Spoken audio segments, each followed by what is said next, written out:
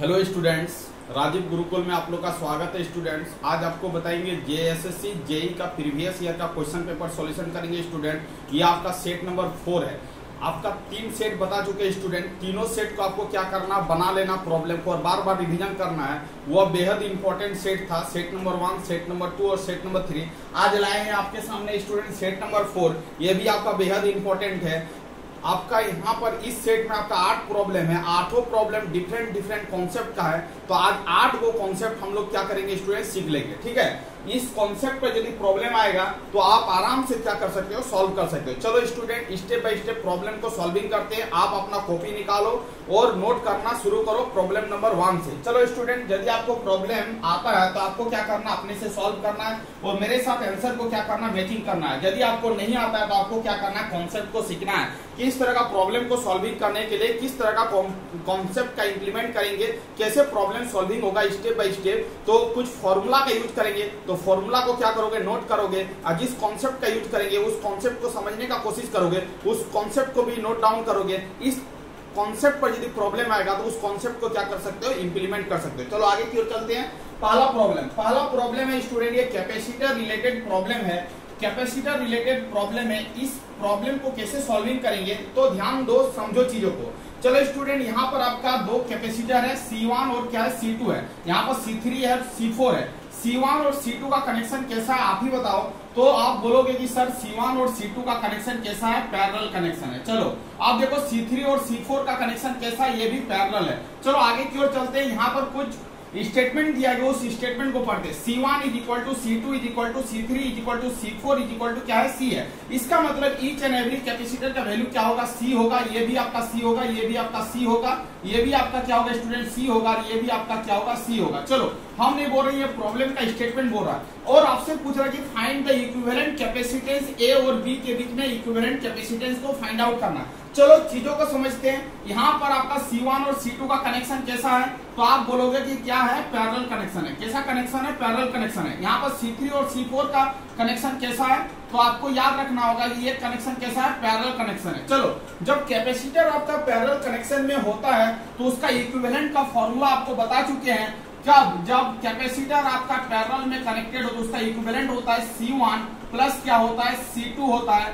कब, कैसा कनेक्शन, जब कैपेसिटर क्या रहे, पैरेलल कनेक्शन रहे, तब इसका इक्विवेलेंट का फॉर्मूला होता है। इसको क्या करना, रखना है। ठीक है, आप देखो यहाँ पर 2 कैपेसिटर है, कनेक्शन कैसा है, पैरेलल है। तो ये आपका C और ये C आपका ऐड हो जाएगा, क्योंकि C1 और C2 का वैल्यू C है। C क्या हो जाएगा, 2C हो जाएगा। तो इसका इक्विवेलेंट इफेक्ट क्या हो जाएगा, 2C हो जाएगा। चलो आगे की ओर चलते हैं। ये आपका C है, ये आपका C है, कनेक्शन आपका पैरेलल है। पैरेलल में आपका कैपेसिटर क्या होगा, सिंपल ऐड होगा। C प्लस C क्या हो जाएगा, 2C हो जाएगा। आप देखो ये आपका क्या 2C, ये भी आपका क्या हो गया 2C। ये आपका A टर्मिनल, ये स्टूडेंट क्या हो गया B टर्मिनल। आपको C इक्विवेलेंट फाइंड आउट करना A और B टर्मिनल के बीच में। चलो अब एक बेहद इंपॉर्टेंट फॉर्मूला बता रहे हैं। जब कैपेसिटर आपका सीरीज में कनेक्टेड हो और 2 कैपेसिटर है, इसको तो आप मान लेते हैं कि थोड़ा देर के लिए इसको यदि C1 मान लेते हैं, इसको यदि थोड़ा देर के लिए C2 मान लेते हैं। इसका इक्विवेलेंट का फॉर्मूला होता है C1 गुना क्या होता है, C2 dividing by C1 plus क्या होता है, C2। कब, जब कैपेसिटर कैसे कनेक्शन हो, सीरीज में कनेक्शन हो। तो ये फॉर्मूला का यूज करेंगे जब 2 कैपेसिटर क्या हो, सीरीज में कनेक्टेड हो। इस कॉन्सेप्ट का आपको क्या करना है, नोट करना है। जब कैपेसिटर आपका सीरीज में कनेक्टेड हो तो ये फॉर्मूला यूज करेंगे। जब कैपेसिटर आपका पैरेलल में हो तो ये फॉर्मूला यूज करेंगे। चलो आगे की ओर चलते हैं। अब देखो C1 का वैल्यू कितना है, 2C है। C2 का वैल्यू कितना है, 2C है। C1 का वैल्यू 2C और ये आपका क्या हो जाएगा, 2C। चलो अब देखो यहाँ पर चीजों को समझो, इसको सॉल्व करना स्टूडेंट। तो आपका ये 2C गुना क्या हो जाएगा, 2C, और ये आपका क्या हो जाएगा 2C और 2C क्या हो जाएगा 4C। ये कैंसिल हो गया, इसको कैंसिल करेंगे तो क्या होगा, 2 होगा, और ये 2 कैंसिल हो जाएगा। इसका मतलब क्या हो जाएगा, आपका सिंपल क्या हो जाएगा, C हो जाएगा। सिंपल क्या हो जाएगा, आपका C हो जाएगा। इसका मतलब है इसका इक्विवेलेंट इफेक्ट क्या होगा, तो आप बताओगे कि इसका इक्विवेलेंट इफेक्ट क्या होगा, C होगा। इस प्रॉब्लम का जो आंसर होगा स्टूडेंट वो आपका क्या होगा, B होगा। क्या होगा, B होगा। जब कैपेसिटर आपका पैरेलल में कनेक्टेड हो तो सिंपल क्या होगा, ये ऐड होगा, ये भी ऐड होगा। C 2C होगा, C क्या होगा, 2C होगा। और जब 2 कैपेसिटर आपका सीरीज में कनेक्टेड हो तो सीधी भाषा में ये फॉर्मूला को यूज करना है। फॉर्मूला में उस वैल्यू को पुट अप कर देना है। सॉल्व करेंगे तो क्या होगा, C होगा। एक बेसिक कॉन्सेप्ट है, जब 2C और 2C आपका आपका सीरीज में कनेक्टेड है, तो आपका जब कैपेसिटर सीरीज में कनेक्टेड होगा तो इसका इक्विवेलेंट इफेक्ट जो होगा स्टूडेंट इस कैपेसिटेंस वैल्यू का क्या होगा, आधा होगा, क्योंकि ये भी 2C ये भी 2C, तो 2C का आधा क्या होगा, C होगा। ये आपका कॉन्सेप्ट याद रखना है। आपके पास फॉर्मूला अवेलेबल है, इस फॉर्मूला से आप सॉल्व करोगे तो एक नंबर प्रॉब्लम का जो आंसर होगा वो आपका क्या होगा, बी होगा। तो ये बेहद इंपॉर्टेंट प्रॉब्लम है, कैपेसिटर रिलेटेड प्रॉब्लम है, कैपेसिटर का सीरीज और पैरेलल कनेक्शन का प्रॉब्लम है। कैपेसिटर का सीरीज और पैरेलल का कॉन्सेप्ट आना चाहिए। यदि वो कॉन्सेप्ट आता है तो ये प्रॉब्लम को क्या कर लोगे, इजीली वे में हैंडल कर लोगे। तो आपको ये फॉर्मूला याद रखना है पैरेलल कनेक्शन के लिए। ये फॉर्मूला आपका सीरीज में होगा, यदि दो कैपेसिटर आपका पैरेलल में होगा तो सीधे ऐड करना है, यदि दो कैपेसिटर आपका सीरीज में कनेक्टेड होगा तो ये फॉर्मूला का यूज करके उसका इक्विवेलेंट इफेक्ट को फाइंड आउट करेंगे। तो इस प्रॉब्लम का जो आंसर होगा स्टूडेंट वो आपका क्या होगा, बी होगा। आप इस प्रॉब्लम को नोट डाउन कर सकते हो। कहां से नोट करोगे, यहां से नोट करोगे। C इक्विवेलेंट C1 प्लस क्या होगा, C2 होगा। जब ये C आपका पैरेलल कनेक्टेड है तो आपका यहाँ पर हो जाएगा 2C, सिंपल ऐड करेंगे, ये क्या होगा 2C होगा, और 2C आपका सीरीज कनेक्शन है, ये फॉर्मूला लगाएंगे, इस फॉर्मूले में इसको पुट अप करेंगे, आंसर होगा आपका C। तो इस प्रॉब्लम का जो आंसर होगा स्टूडेंट वो आपका क्या हो जाएगा, C हो जाएगा। चलो आगे की प्रॉब्लम को लेते हैं, प्रॉब्लम नंबर 2 को देखते हैं कि प्रॉब्लम नंबर 2 का सॉल्यूशन क्या होगा। आपको नोट करना है तो आप इस प्रॉब्लम को नोट कर सकते हैं। चलो अब देखो प्रॉब्लम नंबर 2 में क्या बोल रहा है स्टूडेंट, एक आपका ये जो कनेक्शन है, ये कनेक्शन आपका क्या स्टार कनेक्शन है। ये आपका कनेक्शन कैसा है, स्टार कनेक्शन है, स्टार कनेक्शन है। ये कैसा कनेक्शन है स्टूडेंट, स्टार कनेक्शन है। स्टार कनेक्शन से आपको किसमें जाना है, डेल्टा कनेक्शन में जाना है। किसमें जाना है, डेल्टा कनेक्शन में जाना है। तो स्टार कनेक्शन से यदि आपको डेल्टा कनेक्शन में जाना है, उसका फॉर्मूला आप बता चुके हैं स्टूडेंट, वो आपको आंसर में फाइंड आउट करने बोला है कि RAC का वैल्यू क्या होगा। चलो देखते हैं, इस प्रॉब्लम को समझते हैं, इस प्रॉब्लम का आंसर क्या होगा। चलो इसको साफ करते हैं स्टूडेंट। आप प्रॉब्लम नंबर 2 पर आते हैं कि प्रॉब्लम नंबर 2 का सॉल्यूशन क्या होगा।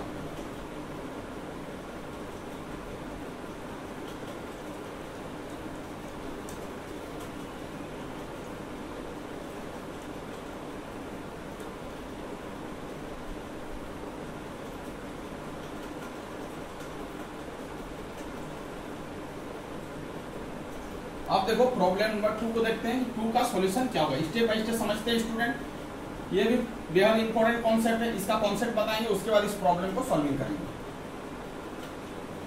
चलो अब देखो प्रॉब्लम नंबर 2 का सॉल्यूशन, किसका, 2 का सॉल्यूशन। 2 को कैसे सॉल्व करेंगे स्टूडेंट, आप ध्यान दो, आपको प्रॉब्लम बेहद इजी लगेगा, ये प्रॉब्लम भी आपसे बन जाएगा। चलो ये आपका स्टार कनेक्शन है, चलो देखो स्टेप बाय स्टेप देखो, ये आपका स्टार कनेक्शन है इस तरह करके।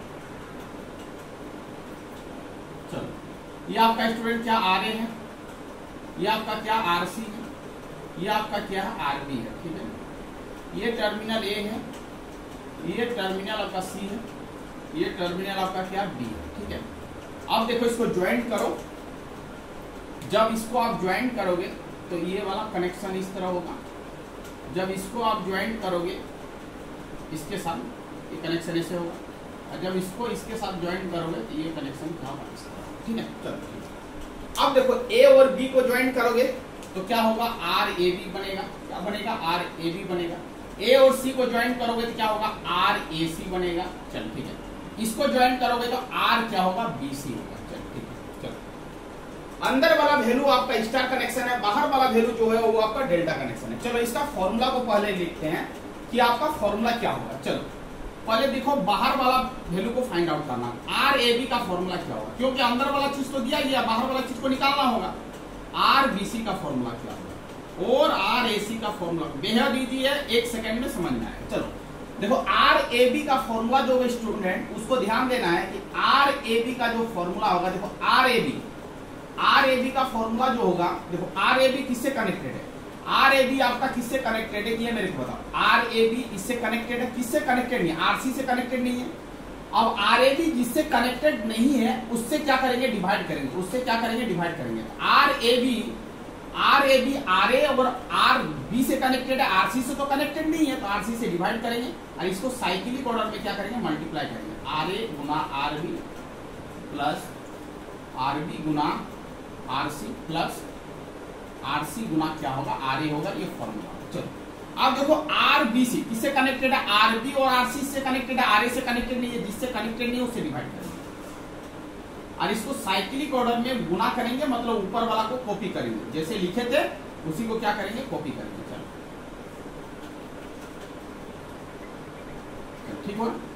अब RAC का फॉर्मूला क्या होगा, देखो RAC किससे कनेक्टेड है, RA और RC से, RB से कनेक्टेड नहीं है, तो RB से क्या करके डिवाइड करेंगे और ऊपर वाला को कॉपी करेंगे, RA RB RB RC RC और क्या होगा RA। चलो ये फॉर्मूला आपके पास अवेलेबल है। चल अब देख आपको क्या बोल रहा है कि RA RB और RC का वैल्यू कितना 100 ओम है, देन RAC का वैल्यू निकालने बोल रहा है, मतलब RAC का वैल्यू को फाइंड आउट करना है। ये तीनों ऑप्शन में से एक सा ऑप्शन होगा। चलो अब देखो RAC ये आपका फॉर्मूला है, RAC निकालना है, RAC निकालने के लिए फॉर्मूला का यूज करेंगे। इसका मतलब RAC इज इक्वल टू क्या हो जाएगा, अब देखो RA RB और RC का वैल्यू कितना 100 100 100 है, मतलब सबका वैल्यू क्या 100 है, तो सबका वैल्यू क्या है, इसका भी वैल्यू क्या 100 है, इसका भी वैल्यू स्टूडेंट क्या 100 है, और इसका भी वैल्यू क्या है 100 ओम है, ओम है, और ये क्या ओम है। चलो अब देख RA RB RC का वैल्यू 100 100 ओम है,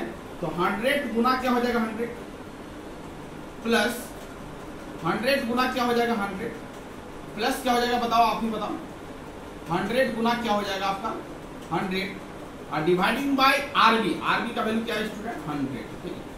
अब देखो 100 100 100 ऊपर से 100 यदि कॉमन लेंगे तो बचेगा क्या, यहाँ पर 100, यहाँ पर भी बचेगा 100 और यहाँ पर भी क्या बचेगा 100 और डिवाइडिंग बाय क्या होगा आपका 100, ये 100 कैंसिल हो जाएगा, तो 100 प्लस 100 प्लस 100 क्या हो जाएगा 300 हो जाएगा। मतलब इस प्रॉब्लम का जो आंसर होगा स्टूडेंट वो आपका क्या होगा 300 होगा। इसका मतलब है आपको क्या नोट करना है, ये सर्किट को बना लेना है, उसके बाद आपको ये फॉर्मूला नोट कर लेना है कि RAB बोले तो ये फॉर्मूला लगाएंगे, RBC बोले तो ये फॉर्मूला लगाएंगे, और RAC बोले तो ये वाला फॉर्मूला को क्या करेंगे नोट करेंगे। अब क्या बोल रहा है RAC बोल रहा है, तो RAC के जगह पर आपको वैल्यू को पुट कर देना, RA RB और RC का वैल्यू को पुट कर देना। जब वैल्यू को पुट करोगे तो क्या हो जाएगा स्टूडेंट 300 ओम आ जाएगा। मतलब इस प्रॉब्लम का जो आंसर होगा वो आपका क्या हो जाएगा बी हो जाएगा। इस प्रॉब्लम का जो आंसर होगा वो क्या होगा बी होगा। तो आप समझो, चीजों को समझो कि यदि आपका सब रेजिस्टेंस इक्वल हो जाए, सब रेजिस्टेंस इक्वल हो जाए, तो आप बताओ कि इसको यदि सब रेजिस्टेंस वैल्यू को इक्वल मानोगे तो R गुना R होगा, R मान लेते हैं, R Guna R plus R Guna R dividing by क्या होगा R होगा कि नहीं, बताओ आप ही बताओ। इसको सॉल्व करेंगे तो R स्क्वायर प्लस क्या होगा R स्क्वायर प्लस क्या होगा R स्क्वायर डिवाइडिंग बाई क्या होगा R होगा, 3R स्क्वायर बटा कितना हो जाएगा R। इसका मतलब इसको जब सॉल्व करेंगे तो क्या हो जाएगा स्टूडेंट 3R हो जाएगा। इसका मतलब है एक कॉन्सेप्ट आपको याद रखना है, नोट पॉइंट करके आपको याद रखना, क्या याद रखना है कि यदि कोई सर्किट आपका स्टार में दिया गया उसको डेल्टा में कन्वर्ट करना है और स्टार का सभी रेजिस्टेंस यदि R है तो डेल्टा में क्या होगा 3R होगा। एकदम एक झटके में इसको याद रख लेना, ठीक है। और यदि आपका डेल्टा में दिया गया है, स्टार में आपको जाना है और डेल्टा का each and every resistance R है तो स्टार में क्या होगा आपका R बाई क्या होगा 3 होगा। ये दोनों पॉइंट का आपको क्या करना होगा याद रखना होगा, तो प्रॉब्लम बेहद इजी होगा, 1 सेकंड में बन जाएगा। चलो यदि स्टार में दिया गया है डेल्टा में कन्वर्ट करना है, स्टार में यदि R है तो डेल्टा में क्या होगा 3R होगा, और डेल्टा से यदि स्टार में जाना है, यदि आपका डेल्टा वैल्यू R है तो स्टार में क्या होगा R बाई 3 होगा। ये आपको क्या करना होगा याद रखना होगा नोट पॉइंट करके, तो आपका प्रॉब्लम नंबर 2 क्या हो जाएगा सॉल्व हो जाएगा। तो आप स्टूडेंट इसको नोट कर सकते हो। ये आपका स्टार डेल्टा कन्वर्सन का कॉन्सेप्ट का प्रॉब्लम था, बेहद इंपॉर्टेंट प्रॉब्लम था, ये आने की संभावना बहुत ज्यादा है, तो आप इसको नोट्स बना के लिख सकते हो। तो आप इसको नोट्स बना लो। चलो अब देखो स्टूडेंट प्रॉब्लम नंबर 3 को देखते हैं कि 3 में क्या बोल रहा है, determine I in the circuit. इस सर्किट में I का वैल्यू को फाइंड आउट करना है। चलो ठीक है, ये आपका एक लूप है, यहां से आपका 5 एम्पियर जा रहा है, यहां से आपका 15 एम्पियर आ रहा है, इधर से आपका 3 एम्पियर करंट आ रहा है, और इधर से क्या हो रहा है आउट हो रहा है। मतलब इस सर्किट में आपका इनकमिंग करंट कितना है, तो इनकमिंग करंट 5 है, 15 है और 3 है, मतलब उस नोड इनकमिंग मतलब इन हो रहा है, ये सब क्या हो रहा है इन हो रहा है। तो आप बताओ स्टूडेंट यदि इन करेगा तो एक जगह से तो सब करंट क्या होगा आउट होगा, क्योंकि आपको बता चुके incoming current is equal to क्या होता है आउटगोइंग करंट होता है। क्या बोले थे according to KCL Kirchhoff's current law, incoming current is equal to क्या होगा आउटगोइंग करंट होगा। चल ठीक है, ये आपका क्या इनकमिंग है, मतलब करंट इन कर रहा है, ये भी इनकमिंग है, ये भी इनकमिंग है, ये आपका I जो है वो आपका क्या आउटगोइंग है। सीधी भाषा में समझना है कि outgoing current is equal to sum of the क्या होगा इनकमिंग करंट होगा। इनकमिंग करंट 5 प्लस क्या हो जाएगा 15 प्लस क्या हो जाएगा 3, 15 5 25 और 25 और 3 के 15 5 20 20 और 3 क्या हो जाएगा स्टूडेंट 23। इसका मतलब है कि आई का वैल्यू क्या होगा 23 होगा। बेहद इंपॉर्टेंट प्रॉब्लम था। सर्किट देखिए घबराना नहीं है, सिंपल बेसिक कॉन्सेप्ट को याद करना है कि incoming current is equal to क्या होगा आउटगोइंग करंट। सब करंट इन हो रहा, आई आपका आउट होगा, इसका मतलब जितना इन करेगा उतना ही क्या होगा आउट होगा। तो 15 5 क्या हो जाएगा 20 प्लस क्या हो जाएगा 3, सबको ऐड करना 15 प्लस 5 20, 20 प्लस 3 क्या हो जाएगा 23। इसका मतलब आई का वैल्यू स्टूडेंट क्या होगा, यहाँ पर आई का वैल्यू क्या होगा आप ही बताओ। तो 23 एम्पियर होगा। क्या होगा 23 एम्पियर होगा। इस प्रॉब्लम का आंसर क्या हो जाएगा आपका ए हो जाएगा। इस प्रॉब्लम का आंसर क्या हो जाएगा ए हो जाएगा। चलो आगे का प्रॉब्लम देखते हैं। प्रॉब्लम नंबर 4 आपको नोट करना है तो आप आराम से नोट कर सकते हो। ये वाला कॉन्सेप्ट को भी आप नोट कर सकते हो कि incoming current is equal to क्या होगा आपका आउटगोइंग करंट होगा। Incoming current is equal to क्या होगा आपका आउटगोइंग करंट होगा। चलो आगे का प्रॉब्लम को देखते हैं। आगे का प्रॉब्लम बेहद इंपॉर्टेंट है, यहां से भी कुछ कॉन्सेप्ट सीखने मिलेगा। प्रॉब्लम नंबर क्या है 4 है। प्रॉब्लम नंबर क्या है 4 है। अब देखो प्रॉब्लम नंबर 4 का सॉल्यूशन करते हैं कि ये प्रॉब्लम से हमको क्या सीख मिलेगा। चल देख, अब देख यहाँ पर ये आपका वोल्टेज है, ये आपका करंट है। V का मतलब वोल्टेज, I का मतलब क्या होगा करंट होगा। चलो ठीक है। अब देखो आपसे पूछ रहा है the inverse of the slope. पहले स्लोप निकालते हैं उसके बाद इसका इनवर्स निकालेंगे, कोई दिक्कत वाली बात नहीं। चल देखो अब यहाँ पर मान लेते हैं ये आपका एक्स एक्सिस है और ये आपका क्या है वाई एक्सिस है। चलो यहाँ पर प्लॉट करते हैं। ये आपका स्टूडेंट क्या होगा एक्स एक्सिस, ये आपका क्या होगा वाई एक्सिस। ठीक है। एक्स एक्सिस में आपका क्या है वोल्टेज है, क्या है वोल्टेज है। एक्स एक्सिस में क्या वोल्टेज है, वोल्टेज को V से नोटिफिकेशन करेंगे। वाई एक्सिस में क्या आपका करंट है, तो वाई एक्सिस में क्या प्लॉटिंग करेंगे आपको करंट। ठीक है।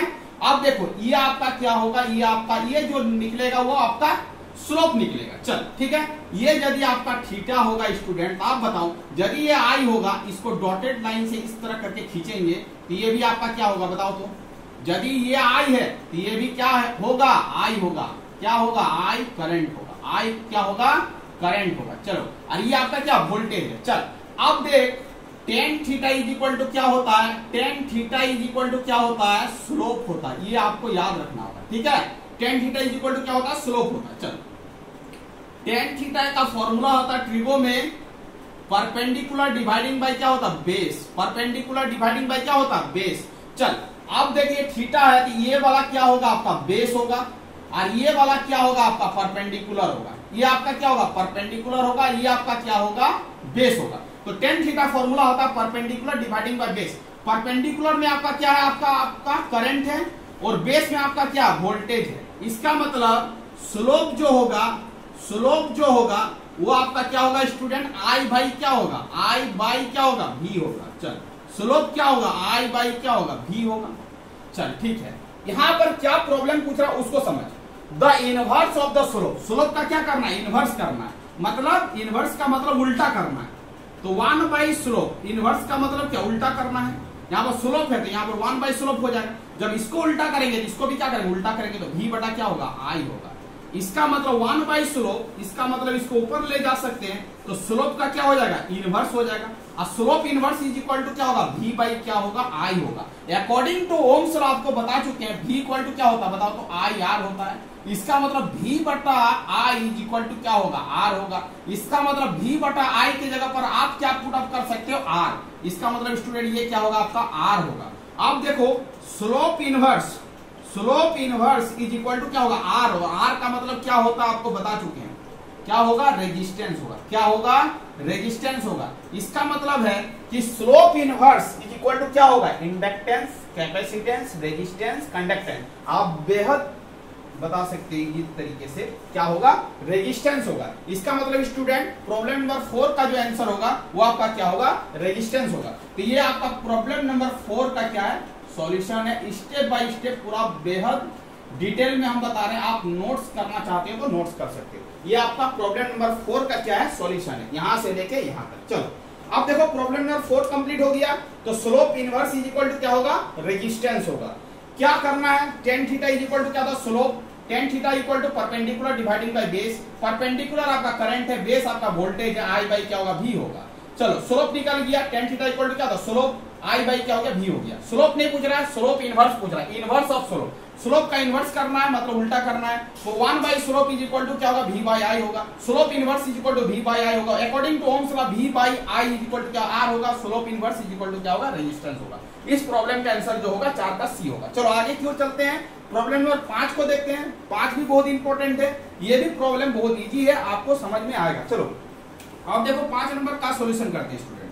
5 नंबर का सॉल्यूशन करते हैं। क्या है आपका, 1 जूल है, जे का मतलब जूल, 1 कूलम है, 1 कूलम है गुना ये 1 कूलम है बटा क्या 1 सेकेंड है, इज इक्वल टू क्या होगा बोल रहा है। चले ये 1 कूलम और ये 1 कूलम क्या हो जाएगा, कैंसिल हो जाएगा, बचेगा कितना बताओ, तो 1 जूल बाई क्या होगा 1 सेकेंड होगा। अब देखो 1 को भाग देंगे तो 1 जूल पर क्या होगा, सेकेंड होगा, यस या नो आप बताओ। तो 1 जूल पर सेकंड क्या होता है, पावर का फॉर्मूला आपको बता चुके, पावर इज इक्वल टू क्या होता है, एनर्जी पर यूनिट क्या होता है, टाइम होता है। एनर्जी का यूनिट जूल होता है और टाइम का यूनिट सेकंड होता है, तो पावर इज इक्वल टू क्या होगा, जूल पर सेकंड होगा। या तो पावर का यूनिट दूसरा जो होता है स्टूडेंट वो क्या होता है, वाट होता है। क्या होता है, वाट होता है। मतलब जूल पर सेकंड इज इक्वल टू क्या लिख सकते हैं बताओ, क्या लिख सकते हैं, वाट लिख सकते हैं। इसका मतलब है स्टूडेंट 1 जूल बटा 1 सेकेंड गुना 1 सेकेंड बटा 1 कूलम बटा 1 सेकेंड इज इक्वल टू क्या हो जाएगा, 1 वाट हो जाएगा। मतलब ये कैंसिल हो जाएगा, 1 joule by 1 second is equal to क्या होगा, 1 वाट होगा। इसका मतलब स्टूडेंट प्रॉब्लम नंबर 5 का जो आंसर होगा वो आपका क्या होगा, सी होगा। क्या होगा, सी होगा। तो आप इसको नोट कर सकते हो, ये 4 हो गया, ये आपका क्या हो गया 5 हो गया। चलो आगे का प्रॉब्लम लेते हैं। प्रॉब्लम नंबर 6 को देखते हैं कि प्रॉब्लम नंबर 6 का सॉल्यूशन क्या होगा। प्रॉब्लम नंबर 6 का सॉल्यूशन क्या होगा, बेहद इंपॉर्टेंट प्रॉब्लम है। आज बहुत कॉन्सेप्ट आपको सीखने को मिलेगा, आप स्टेप बाय स्टेप नोट्स करते जाओ। ये अलग अलग तरह का प्रॉब्लम है, सभी में अलग अलग कॉन्सेप्ट का इंप्लीमेंट होगा। चलो आगे का चलते हैं, आगे का प्रॉब्लम को लेते हैं कि आगे का प्रॉब्लम क्या दिया गया। चलो देखिए, the bridge to be balance, bridge आपका क्या स्टूडेंट, बैलेंस है। चलो ये आपका इस तरह का एक फिगर दिया गया है, इस तरह का कनेक्शन है, ये आपका कनेक्शन है, ये आपका क्या है कनेक्शन है। चलो ये आपका R1 है, ये आपका क्या है R3 है, ये आपका R2 है, ये आपका क्या है RX है, और यहाँ पर आपका VG कनेक्शन दिया गया है ऐसे करके, ठीक है। और ये आपका इस तरह करके बैटरी से कनेक्टेड है और इस पॉइंट से ये कनेक्टेड है, ठीक है। ये प्लस है, ये माइनस है। ये ब्रिज जो बोल रहा है, हम नहीं बोल रहे, वो बोल रहा है कि ब्रिज आपका क्या बैलेंस कंडीशन में, ब्रिज आपका क्या है बैलेंस कंडीशन में। आपको स्टूडेंट बता चुके हैं जब ब्रिज आपका बैलेंस कंडीशन में होगा तो आपको समझना है कॉन्सेप्ट। ब्रिज बैलेंस कंडीशन में यदि होगा, ब्रिज बैलेंस्ड होगा, कुछ नहीं करना, बेहद इजी है, थोड़ा ध्यान दो आपको समझ में आएगा। जब ब्रिज बैलेंस कंडीशन में होगा तो क्या करना है, कॉन्सेप्ट को याद रखना है कि इसका आमने सामने का रेजिस्टेंस को क्या करना है, गुना करना है, ठीक है। क्या करना है, गुना करना। R1 गुना क्या होगा, RG इज इक्वल टू क्या होगा, इज इक्वल टू क्या होगा, R3 R2 गुना क्या होगा, R3 होगा। फिर से बता रहे हैं, जब ब्रिज बैलेंस कंडीशन में होगा तो आमने सामने वाले रेजिस्टेंस को क्या करना, मल्टीप्लाई करना। इसको इसके साथ मल्टीप्लाई करेंगे, इक्वल टू का साइन लगाएंगे, और इसको इसके साथ मल्टीप्लाई करेंगे, इक्वल टू का साइन लगा के, ठीक है। ये गुना होगा, ये गुना होगा, बीच में क्या होगा, इक्वल टू होगा। इसका मतलब इसका फॉर्मूला बेहद इजी है, क्या हो जाएगा, R1 गुना क्या हो जाएगा, RX इज इक्वल टू क्या होगा, R2 गुना क्या होगा, R3 होगा। जब ब्रिज बैलेंस कंडीशन में होगा तब ये डायरेक्ट कॉन्सेप्ट आपको क्या करना, लगा देना, इसको इससे गुना कर लेना, इसको इसके गुना कर लेना, इक्वल टू का साइन लगा देना। अब देखो 3 वैल्यू आपके पास गिवन है, एक वैल्यू अननोन है। R1 R2 R3 का वैल्यू दिया गया, RX का वैल्यू नहीं दिया गया। चलो बेहद ही इंपॉर्टेंट प्रॉब्लम है, बेहद इजी है। R1 का वैल्यू 10 दिया गया है, RX का वैल्यू मेरे को पता नहीं है, R2 का वैल्यू 20 दिया गया है, R3 का वैल्यू 30 दिया गया है। कहां पर दिया गया, अकॉर्डिंग टू ये आपका गिवन है, प्रॉब्लम में ये गिवन है, उसी वैल्यू को क्या करना है, पुट करें, RX का वैल्यू को फाइंड आउट करेंगे। चलो 20 गुना 30 भागा क्या होगा, 10 होगा, कैंसिल करेंगे, आपका आंसर आएगा 60 ओम। इसका मतलब है RX का वैल्यू कितना होगा, 60 ओम होगा। कितना होगा, 60 ओम होगा। तो आपको क्या याद रखना है, यदि ब्रिज बैलेंस कंडीशन में हो तो इस फॉर्मूले को याद रखना है, इसका multiplication is equal to this का मल्टीप्लीकेशन के बराबर होगा। चलो ये इंपॉर्टेंट प्रॉब्लम है, बेहद इजी है। इस प्रॉब्लम का जो आंसर होगा स्टूडेंट वो आपका क्या हो जाएगा, डी हो जाएगा। चलो प्रॉब्लम नंबर 7 को लेते हैं। ये आपका सॉल्यूशन था 6 का, ये आपका किसका सॉल्यूशन था, 6 का सॉल्यूशन था। नोट करना चाहते हो यहां से यहां तक नोट करो। चलो 7 का सॉल्यूशन बताते हैं कि 7 का सॉल्यूशन क्या होगा। बेहद इजी है। यदि एक पिको फेराड बोले तो एक pico farad is equal to, इसको याद रखना, डायरेक्ट 10 के पावर -12 फेराड होता है।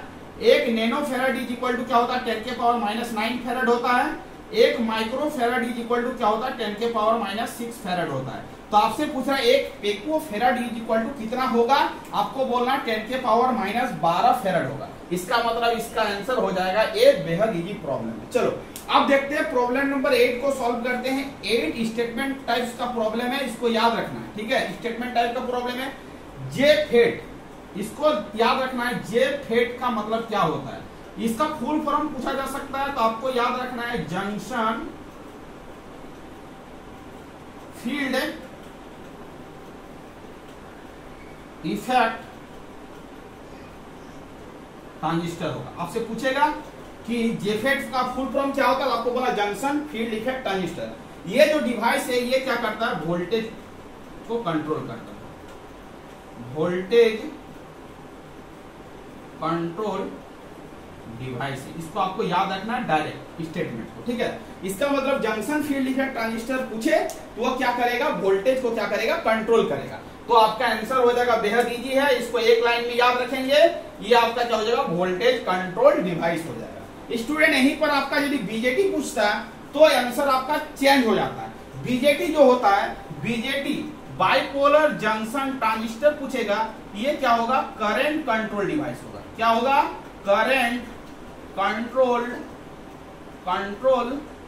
डिवाइस होगा। क्या होगा, करंट कंट्रोल डिवाइस होगा। इसका मतलब यदि जंक्शन फील्ड इफेक्ट ट्रांजिस्टर के जगह पर बीजेटी दिया हुआ रहता तो आंसर हो जाता सी।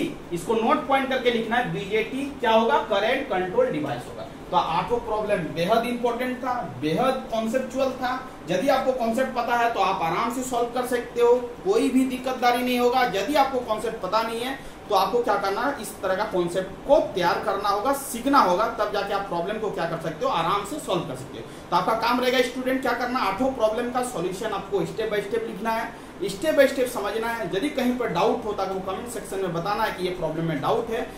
जो फॉर्मूला का यूज कर रहे हैं उस फॉर्मूले को आपको साइड में लिखना है, उस फॉर्मूले को बार बार रिवीजन करना है, बार बार प्रैक्टिस में लाना है और याद रखना है, तभी जाके आप इस तरह का प्रॉब्लम को क्या कर सकते हो, एग्जाम हॉल में सॉल्व कर सकते हो। Thank you student. वीडियो को फिर एंड करते हैं। यदि आप चैनल में नए आए तो चैनल को क्या करना है, सब्सक्राइब कर लेना। वंदे मातरम, ये आपका सेट नंबर 4 था। Thank you student.